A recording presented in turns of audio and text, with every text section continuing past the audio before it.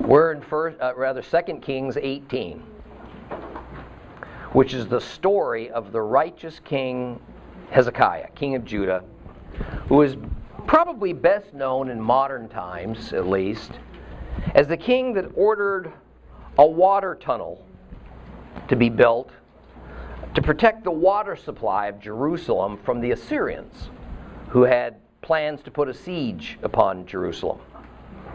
Now, the result of that was an amazing excavation that ran from the top of the city of David southward towards the bottom of the hill it's built upon, carved entirely underground through bedrock. This 600-yard-long tunnel diverted the water emitting from the Gihon spring, that was the primary water supply for Jerusalem, from a stream bed that flowed partially outside the city walls, now into this new rock-encased aqueduct that then flowed into a reservoir named the Pool of Siloam. And by the way, most people who walk through a tunnel under the city of David think they are walking through Hezekiah's tunnel. They're not. There are two tunnels under that ancient city. And the one that almost all tourists walk through, the one that I take the tours on when we go, is called the Old Canaanite Tunnel. And you know why? Because it's nice and dry. Hezekiah's tunnel is wet and has several inches, even a couple of feet sometimes, of water that flows through it depending on the season. Also, I've had folks who have been through that wet tunnel ask me, why don't they see the inscription, that famous carved inscription that told of how the tunnel was built by means of simultaneous excavation from both ends? And the reason is that when the inscription was first discovered in the 1880s, a Greek man living in Jerusalem cut the inscription out of the rock and he tried to sell it. Sadly, as he was hammering away to remove it, it broke into 6 pieces. Fortunately, just weeks earlier, an archaeologist had taken a rub of the inscription. You know, just like when as children we place paper over some object and scribble over it, or use a crayon or pencil, go over it, and it kind of transfers the image of the object to the paper. So once the 6 pieces were all recovered, they could piece it back together rather easily. Well, we left off last time as the king of Assyria's second in command, a fellow with the title of Rav Shekeh, was blustering and thundering away at the small crowd of people who had come to hear the conference between Assyria's 3 representatives and Judah's 3 representatives. Now, this man's arrogance knew no limits, and no doubt he was accurately reflecting the attitude and will of his master, Sennacherib, as he threatened Judah and King Hezekiah with annihilation if they didn't surrender immediately. The exaggerated and hyperbolic speech is something that in modern times the world has kind of come to expect of Middle Easterners, especially Arabs. Recall the Iraqis, former dictator Saddam Hussein threatening America with the mother of all wars. Remember that? And telling the media that if he were invaded, that not a foreign soldier would leave his nation alive. And of course we see Israel's Palestinian border enemies constantly claiming that they would unleash hell upon Israel, or make some other outlandish statement that the Western world can't decide whether to take seriously or not. Well, this is the nature of speech that Rav Shekeh was making here in 2 Kings 18, and it was rather typical for that era. But then Rav Shekeh makes a monumental blunder. In 2 Kings 18, verse 25, he says this: "Do you think I have come up to this place to destroy it without Adonai's approval? Adonai said to me, 'Attack this land and destroy it.'" Or, as it was more accurately stated in the original Hebrew, Do you think I've come up to this place to destroy it without Jehovah's approval? Jehovah said to me, attack this land and destroy it. So here we have a pagan stating that the king of Assyria was having personal communication with the God of Israel. And that the God of Israel had instructed him and sided with him and wanted him to destroy the kingdom of Judah. Now, whether this was meant only to scare the Judahites, or it was just more grand exaggeration, or because wars between nations were seen in that era as wars between the gods of those nations, or he seriously thought that the God of Israel was on his side, that's kind of open to debate. But the fact that he used the God of Israel's formal name, Yud-He-Vav-He, Jehovah, makes the statement lean heavily towards it having a literal intent. The rabbis of old, and modern era ones, have seized upon this rash statement of Rav Shekeh, and much commentary has been written about it. Now I'd like to summarize it because it's an important issue for believers in all ages, but especially so in ours, because of a careless claim that too many Christians make in our speech. In a nutshell, throughout the Bible, we'll find dubious statements from Bible characters who rationalize their actions by claiming to be doing Jehovah's will. But this issue of doing what God patently says not to do in His commandments, and a believer saying that, but in this case, it's because God told him to do it, that's age-old. Human beings love to rationalize. A fairly recent Jewish work called the Be'er Moshe, which was authored in the 1950s, that is essentially Torah commentary. Well, it makes the editorial comment that many scriptural cases demonstrate how rationalizations were commonly offered in order to cast what is obviously sin in a positive or a favorable light. And I might add on my own that countless rabbinical contributors to the Talmud have done the same thing in trying to explain away crystal clear divine directives or scriptural narratives that at times paint revered Jewish Bible heroes like King David as infallible, even in the midst of their committing the worst possible sins. Well, the great Jewish sage Maimonides, the Rambam, says in his regulations concerning idol worship that the earliest idolaters in the scriptures contended that since God created the stars and the moon and the sun, as well as all the forces of nature, like the wind and storms and even fire, that it's only natural, it's only normal, that God's people would bow down to those phenomena and pay homage because it's essentially only a sign of respect to the God who created it all. But of course, the great Rambam says that such is just rationalization for idol worship, which is to please men, not God. In the Be'er Moshe, its author, Rabbi Moshe Yechiel, concludes that every manner of aberration and sin is justified philosophically. And what is philosophy? Human wisdom, human intellectual thought. And that the only way that this can be avoided is to study God's Torah. Take it to heart. Obey it. Because it is our fallen nature to do what we want to do,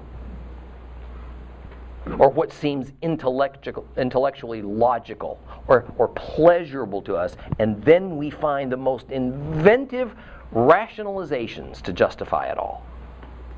To make modern application to this principle, it has become common and careless speech among Christians to say things like, the Lord told me to do thus and so, or the Lord told me to tell you thus and so. It sounds so very pious. And honestly, once a person says that, who can argue against what it is they've determined to say or to do? It's a conversation stopper. And either consciously or subconsciously, the one who pronounces such a statement perfectly understands that. And that's usually why they say it. It's the Christian version of playing the race card. Except that now we've moved from political and social ideology to spiritual defamation by using the Lord's name in vain to validate our own thoughts and hopes. My brethren, this is a very serious issue in our times. I've cautioned you over and over again about this very thing. First, the Lord is never going to tell you to do something He's commanded against in His Holy Bible. Second, be very careful about considering yourself a prophet, like the prophets of old who make predictions or as messengers of God's oracle to be delivered to others. I'm not saying there might not be such prophets in our day, although I've never met one. And a true prophet is never self-appointed or self-anointed. I can't tell you how many links to websites people have sent me, how many newsletters others have given to me of purported prophets who either speak in such generalizations that there's no way to know if they're correct or not, or alternatively, they'll predict, the assassination of a world leader, or the annihilation of Israel, or a cataclysmic event to take place on a certain date. And of course, it never happens. But that doesn't seem to deter them from offering their next prophecy. And their followers often don't seem to notice that many of their predictions never happen. God's true prophets don't operate on a batting average. They have a 100% accuracy rate. If you think you're God's prophet, then test it. If you ever tell someone something that you believe is from the Lord and it doesn't work out exactly that way, then you're not God's prophet. And to continue to raise yourself up as one is blasphemy of the worst sort, and you are victimizing those to whom you give these false messages. See, the problem is, when these prophecies don't happen, people often tend to lose faith in God instead of losing faith in the false prophet, because often they can't make the distinction. And here's the thing. Even a non-believer can commit blasphemy should they foolishly decide to invoke the name of God in what they say or what they do. That is what Rav Shakeh did on behalf of King Sennacherib in 2 Kings 18. So let's reread a portion of 2 Kings 18 and we'll bring it to a conclusion. We're going to read from verses 26 to the end. If you have a complete Jewish Bible, that is page 424. I'm going to start at 26 and read to the end.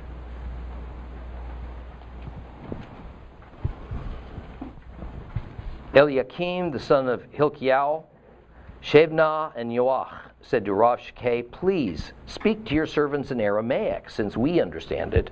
Don't speak with us in Hebrew while the people on the wall are listening."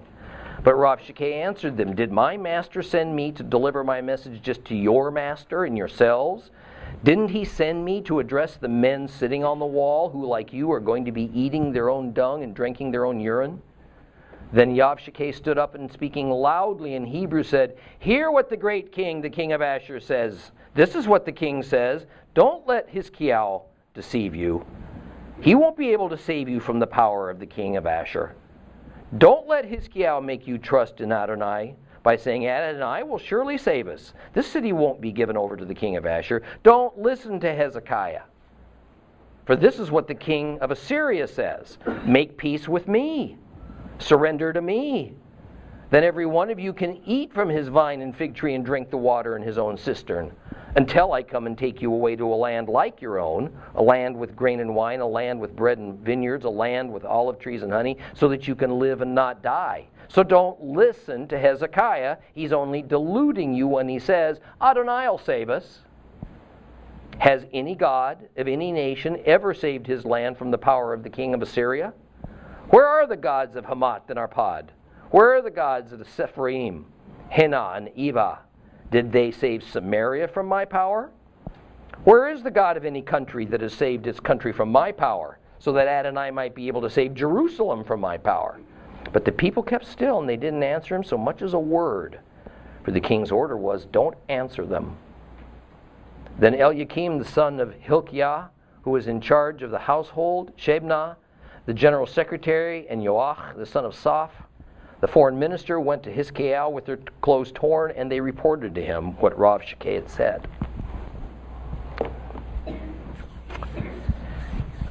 Now, to my way of thinking, Rav-Shakeh's statements in verses 31 and 32 not only completely destroy his earlier argument that he is actually an agent of the God of Israel, but also he reveals that he is but a stooge, bringing the message of the anti-God, who is Satan.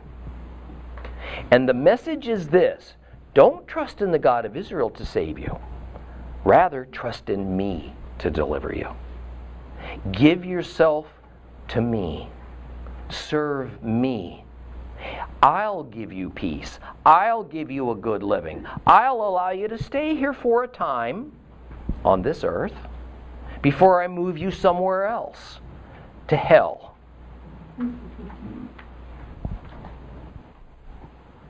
And like the evil one, the king of Assyria most certainly can do it, and to some degree he can do just exactly what he says he can do.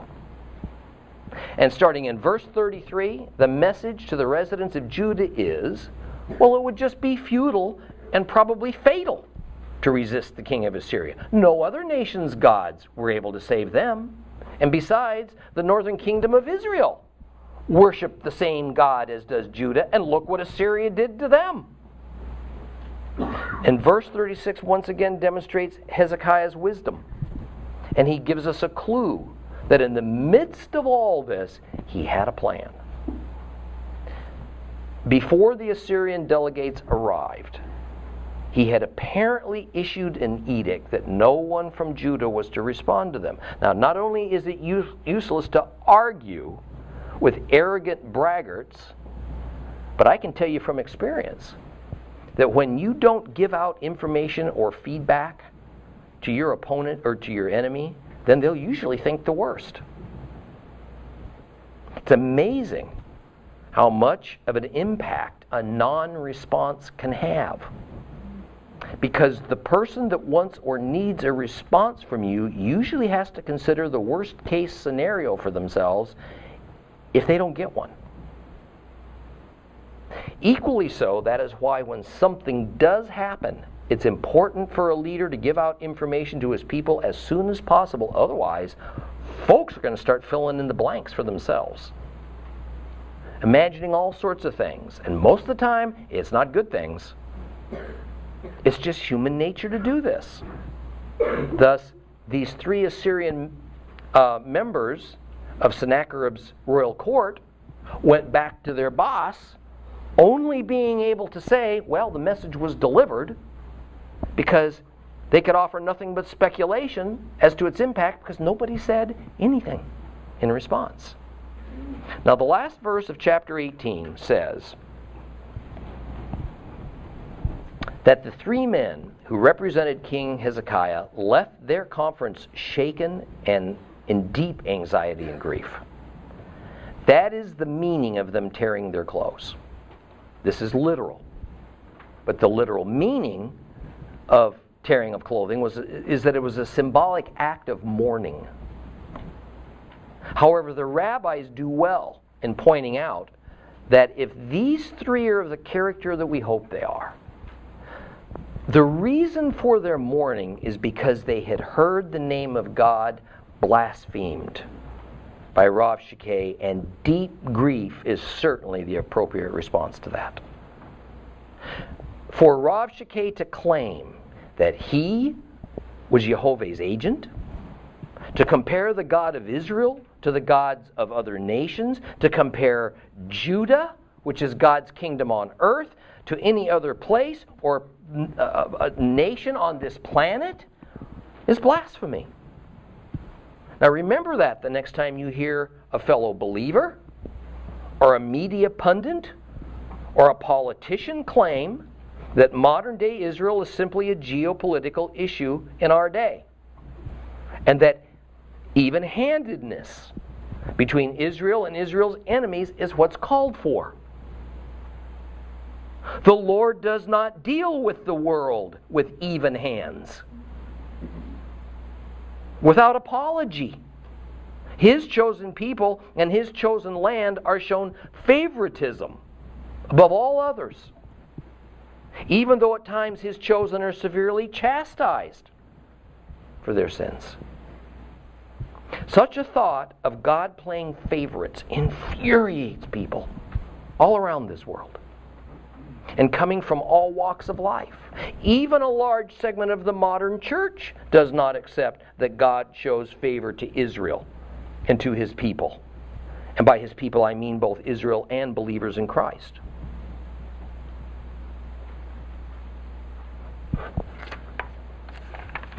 Just understand that if you think in such a manner, you're in the same boat as Rav Shakeh and as the king of Assyria. Well, with torn clothing, Eliakim, Shebna, and Yoach went to tell their king, King Hezekiah, the bad news. So let's see Hezekiah's response in chapter 19. Open your Bibles to chapter 19. Page 424 if you have a complete Jewish Bible.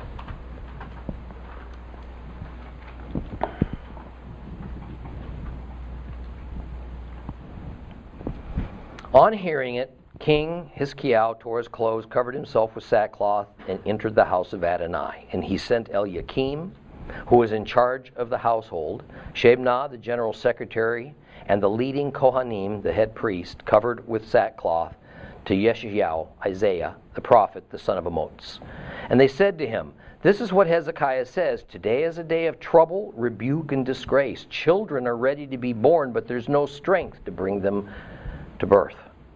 Maybe Adonai your God will hear all the words of Rav Shakeh, whom his master the king of Ashur has sent to taunt the living God. And he'll rebuke the message which Adonai your God has heard. So pray for the remnant that is left." And when King Hezekiah's servants came to Isaiah, he said to them, "Tell your master that this is what Adonai says. Don't be afraid of the words you heard the servants of the king of Assyria used to insult me. I will put a spirit in him that will make him hear a rumor, and he'll return to his own land. Then I'll cause him to die by the sword in his own land." Rav Shakeh returned, and having heard that the king of Assyria had left Lachish, found him making war with Libnah. And on hearing it, said that Tirhakah, the king of Ethiopia, was on his way to fight him. The king of Assyria sent messengers to Hezekiah, telling them, "This is what you are to say to Hezekiah, king of Judah. Don't let your God in whom you trust deceive you by saying, 'Jerusalem will not be handed over to the power of the king of Ashur.' You have heard what the kings of Assyria have done to all lands. They have completely destroyed them. So how will yours be delivered? Have the gods of the nations delivered them? No. My ancestors destroyed them. Gozan, Haran, Ritzeph, and the people of Eden who were in Telassar. Where is the king of Amath? The king of Arpad, the king of the city of Sepharvaim, of Hena, of Eva?" Hezekiah took the letter from the messenger's hands and he read it. And then Hezekiah went up to the house of Adonai and spread it out before Adonai. And Hezekiah prayed as follows in the presence of Adonai. "Adonai, God of Israel, who dwells above the cherubim, you alone are God of all the kingdoms on earth. You made heaven and earth. Turn your ear, Adonai, and hear. Open your eyes, Adonai, and see. Hear the words that Sennacherib sent to taunt the living God. It is true, Adonai, that the kings of Assyria have laid waste the nations and their lands. They have thrown their gods into the fire. For those were non-gods, merely the product of people's hands, wood and stone. This is why they could destroy them. Now therefore, Adonai our God, please save us from his power, so that all the kingdoms on earth will know that you are Adonai God, you only. Then Isaiah the son of Amoz sent this message to Hezekiah. Adonai the God of Israel says, you prayed to me against Sennacherib king of Assyria, and I have heard you. Here is Adonai's answer concerning him. The virgin daughter of Zion despises you. She laughs you to scorn. The daughter of Jerusalem shakes her head at you. Whom have you taunted and insulted? Against whom have you raised your voice and haughtily lifted your eyes? The Holy One of Israel. Through your messengers you taunted Adonai. You said, with my many chariots I have ascended the mountain heights, even in the far reaches of the Lebanon. I cut down its tall cedars and its best cypresses. I reached its remotest corners and its best forests. I dug wells in foreign lands. I drank the water. The soles of my soldiers' feet dried up all the rivers of Egypt. Haven't you heard? Long ago I made it. In antiquity I produced it. Now I'm making it happen. You are turning fortified cities into heaps of ruins, while their inhabitants, shorn of power, are disheartened and ashamed, weak as grass, frail as plants, like grass on the rooftops or grain scorched by the east wind. But I know where you sit, when you leave, when you enter, and when you rage against me. And because of your rage against me, because of your pride that has reached my ears, I'm putting my hook in your nose, my bridle in your lips, and I'm going to make you return by the way on which you came. This will be the sign for you. This year you will eat the grain that grows of itself. The second year you will eat what grows from that. But in the third year you will sow and reap and plant vineyards and eat their fruit. Meanwhile, the remnant of the house of Judah that has escaped will again take root downward and bear fruit upward. For a remnant will go out from Jerusalem. Those escaping will go out from Mount Zion. The zeal of Adonai Sevaot will accomplish this. Therefore, this is what Adonai says concerning this king of Assyria. He'll not come to this city. He won't even shoot an arrow there. He'll not confront it with a shield or erect earthworks against it. By the way he came, he'll return. He'll not come to this city, says Adonai, for I will defend this city and save it, both for my own sake and for my servant David's sake. That night, the angel of Adonai went out and struck down 185,000 men in the camp of Assyria. Early the next morning, there they were, all of them, corpses, dead. So Sennacherib, king of Ashur, left, and he went and returned to live in Nineveh. One day, as he was worshiping in the temple of Nisroch, his god, his sons Adramelech and Sharezer struck him with the sword, and they escaped into the land of Ararat. So his son Esarhaddon took his place as king.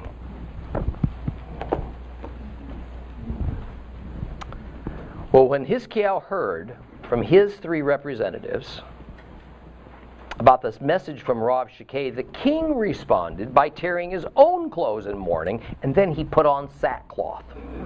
Sackcloth was usually used as the garment of a spouse who had lost their loved one to death. But here it was to show the enormity of Hezekiah's distress. It was the king showing an unusual humility before God. And it was designed to provoke God's mercy. But Hezekiah also responded to what lay before him in a way that we should all emulate. He inquired of Isaiah, God's prophet, what to do and what God had to say about it all. And in addition, verse 1 says he went to the temple to pray.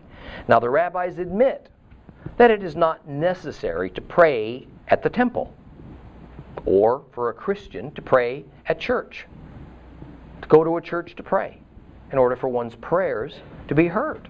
However, in Hezekiah's case, for the king to humble himself and go to the temple to be nearer to God, remember, the Ark of the Covenant was there, faced with such a serious matter, well, this was the wise and the right thing to do in this case. Well, Hiskiah's message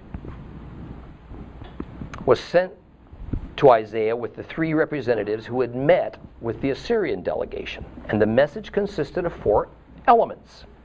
First, this was a day of distress.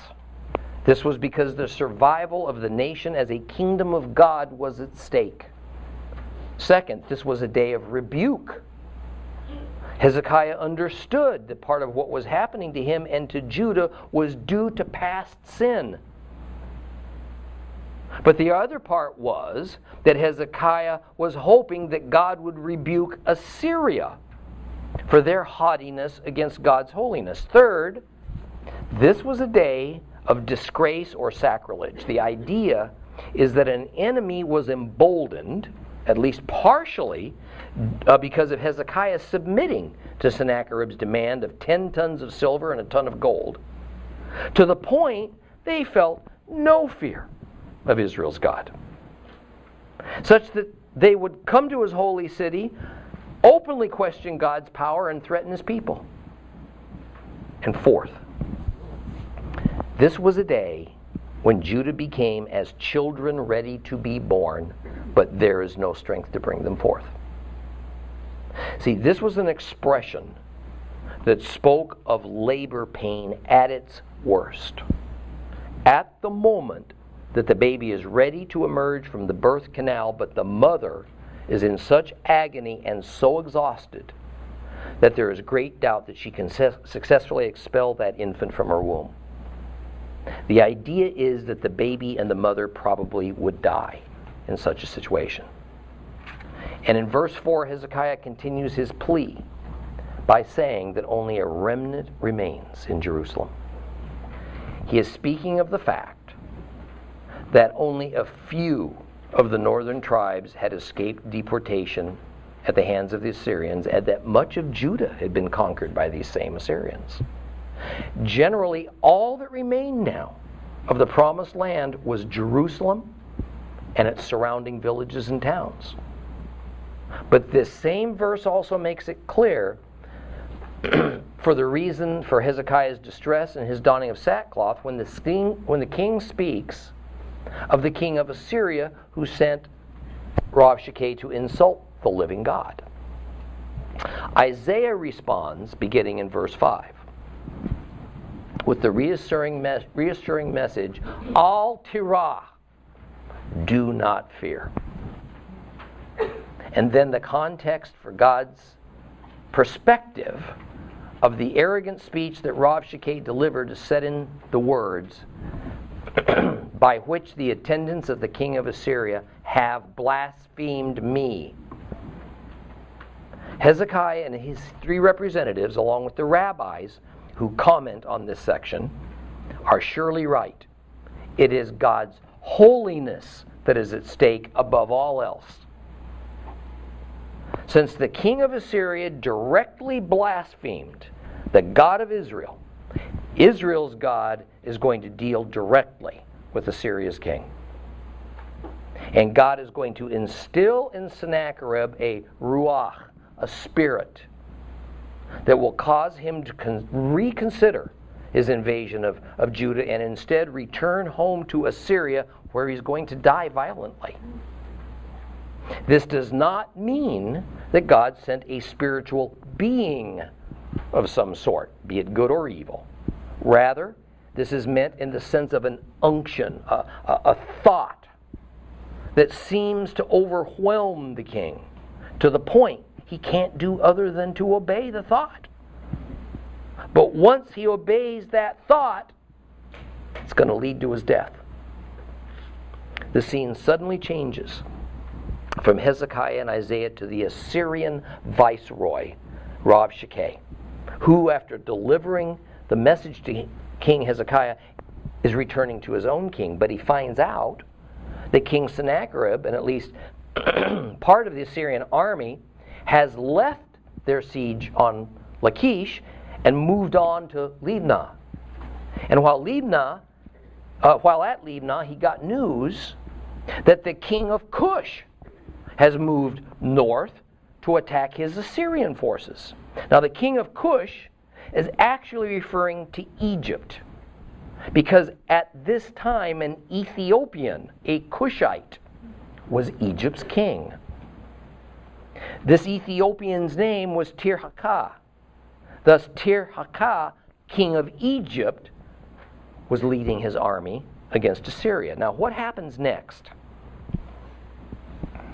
reminds us so much of the Pharaoh of the Exodus, and how no matter how severely the Lord devastated Egypt, how each time the Pharaoh would relent and beg for mercy and God would stop, the Pharaoh would turn right around and repeat his reckless blasphemy.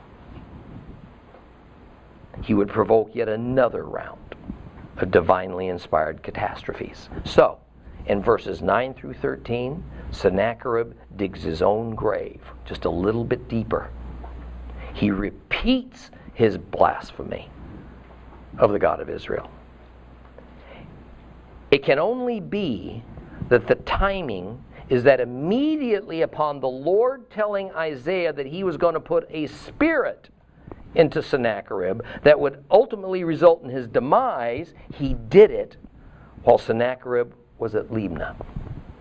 Thus, for some reason that would be inexplicable outside of this overwhelming, not particularly rational thought that God sent to inhabit the king of Assyria's mind, he sends his delegation back to Jerusalem to place the same demands upon Hezekiah, as if Hezekiah didn't already thoroughly understand Assyria's position from the first meeting.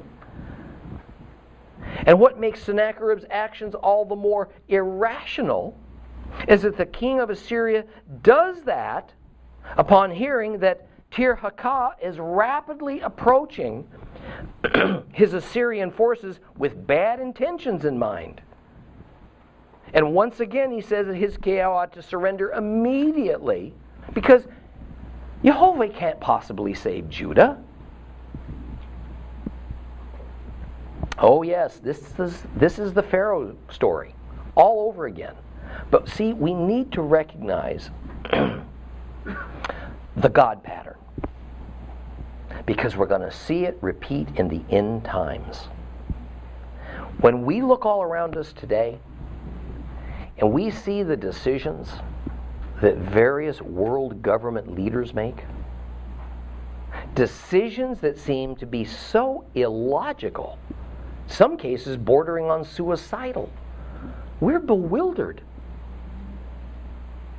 When we see world financial leaders and gurus borrow more money in the name of getting out of debt, and then suggest that everybody does the same. When we see banks and nations getting together to throw trillions of dollars to saving other bankrupt nations, made so from an incalculable folly that they have no intentions of changing, we're confused. But yet these secular humanists that form the elite intellectual set of all modern societies explain to us, you see, while their decisions might seem to defy common sense and prudence, in fact it's only because the non-elite, all of us, we just don't have the brain capacity to understand their brilliant solutions to the world's problems. Why do they think like they do? Why do they see their own irrational behavior as the height of wisdom? Look to the Pharaoh. Look to Sennacherib for the answer. But then Not too long from now, we hear of this scenario, which is going to sound very familiar to you when we're done reading. I want you to pick up your Bibles again and turn to Ezekiel chapter 38. Ezekiel chapter 38. If you have a complete Jewish Bible, it's page 692.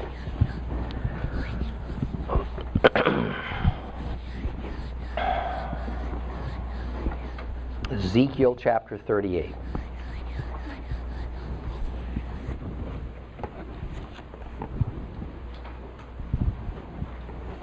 The word of Adonai came to me, human being, turn your face towards Gog and the land of Magog, chief prince of Meshech and Tubal, and prophesy against him. Say that Adonai Elohim says, I'm against you, Gog, chief prince of Meshech and Tubal. I'm going to turn you around, put hooks in your jaws, and bring you out with all of your army and horses and horsemen, all completely equipped, a great horde, with breastplates and shields, all wielding swords. Paras, Ethiopia, and Put are with them, all with breastplates and helmets. Gomer, with all its troops. The house of Togarmah, in the far reaches of the north, with all of his troops. Many peoples are with you. Prepare yourself. Get ready. You and all your crowd gathered around you, and take charge of them. After many days have passed, you'll be mustered for service. In later years, you'll invade the land which has been brought back from the sword, gathered out of many peoples, the mountains of Israel. They have been lying in ruins for a long time. But now Israel has been extracted from the peoples, and all of them are living there securely. You will come up like a storm. You will be like a cloud covering the land, you and all your troops, and many other peoples with you. Adonai Elohim says, when that day comes, thoughts will well up in your mind, and you will devise a sinister scheme. You'll say, I'm going to invade this land of unwalled villages. I'll take it by surprise, these people who are at peace, living securely, all in places without walls or bars or gates. I'll seize the spoil and take the plunder. You will attack the former ruins that are now inhabited and come against the people gathered from the nations who have acquired livestock and other wealth, and they're living in the central parts of the land. Sheva, Dedan, and all the leading merchants of Tarshish will ask you, have you come to seize spoil? Have you assembled your hordes to loot, to carry off silver and gold and livestock and other wealth, to take much plunder? Therefore, human being, prophesy, tell Gog that Adonai Elohim says this, won't you be aware of it? When my people Israel are living in security, you will choose just that time to come from your place in the far reaches of the north, you and many peoples with you, all of them on horseback, a huge horde, a mighty army, and you will invade my people Israel like a cloud covering the land. This will be in the Acharit Hayamim, the world to come. I will bring you against my land, so that the Goyim, the Gentiles, will know me, when before their eyes I am set apart as holy through you, Gog. Adonai Elohim says, I spoke of you long ago through my servants, the prophets of Israel. And back then they prophesied for many years that I would have you invade them. When that day comes, when Gog invades the land of Israel, says Adonai Elohim, my furious anger will boil up. In my jealousy, in my heated fury, I speak. When that day comes, there will be a great earthquake in the land of Israel, so that the fish in the sea, the birds in the air, the wild beasts, all the reptiles creeping on the ground, every human being there in the land will tremble before me. Mountains will fall, cliffs crumble, every wall crash to the ground. I will summon a sword against him throughout all my mountains, says Adonai Elohim. Every man will wield his sword against his brother. I'll judge him with plague, with blood. I'll cause torrential rain to fall on him, his troops and the many peoples with him, along with huge hailstones, fire and sulfur. I will show my greatness and holiness, making myself known in the sight of many nations. Then they will know that I am Adonai. Amazing, isn't it? Sounds exactly like what we've been reading about with Assyria and Judah, kings Hiskiah and Sennacherib. Now, I told you last time that Ezekiel 38 and 2 Kings 18 and 19 mesh so thoroughly and obviously that the ancient rabbis deduced that Hezekiah must be symbolic of the Messiah and King Sennacherib the king of Magog. Now, what they missed, of course, is that these passages of Ezekiel say it's only after Israel has been gathered together and brought back from far-flung places to the hills of Judea and Samaria, what the media calls the West Bank, that the war of Gog and Magog finally occurs. Notice, the hills of Samaria is just another name for the northern kingdom, as populated by the 10 tribes. They were conquered by the Assyrians at the beginning of Hezekiah's reign. And then the hills of Judah, would about 125 years later be conquered by the Babylonians. Then only after these two groups return would Magog come from the north and attack Israel. Also notice that in Ezekiel, God puts a spirit, an unction, an overpowering thought into the mind of the king of Magog, hooks in the jaw, that he would attack Israel. Just as he put a spirit, an unction, an overpowering thought into the mind of King Sennacherib in order that he react in a largely irrational way that would lead to his own destruction. And he did it supernaturally by putting irresistible thoughts that defy wisdom, common sense, or even self-preservation into the minds of these powerful and revered world leaders. So believers understand. All of this irrationality, all of this confusion that we see happening is but a playing out of God's patterns. Believers are the only ones capable of discerning what is happening. But only those believers who study and believe God's Word will know about it. These government and finance leaders don't know God from a potato, despite what a few of them might feign. Don't try to understand it, people. Don't try to understand it, because it makes no sense.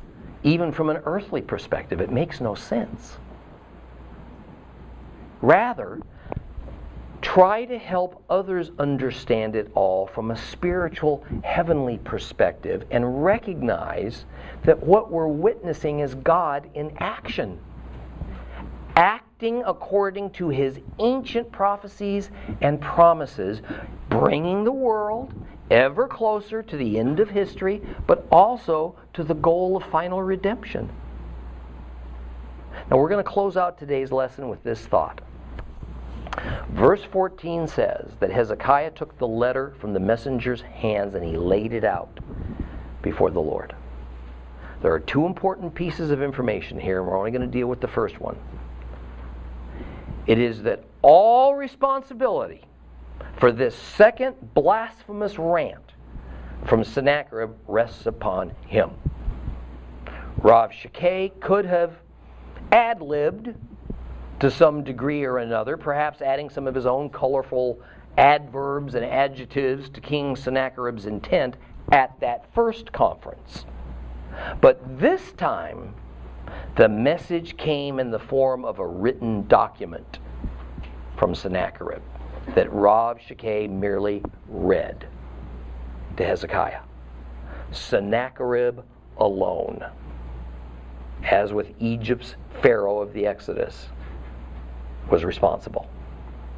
So he would be held personally accountable by the Lord for his attitude and his actions.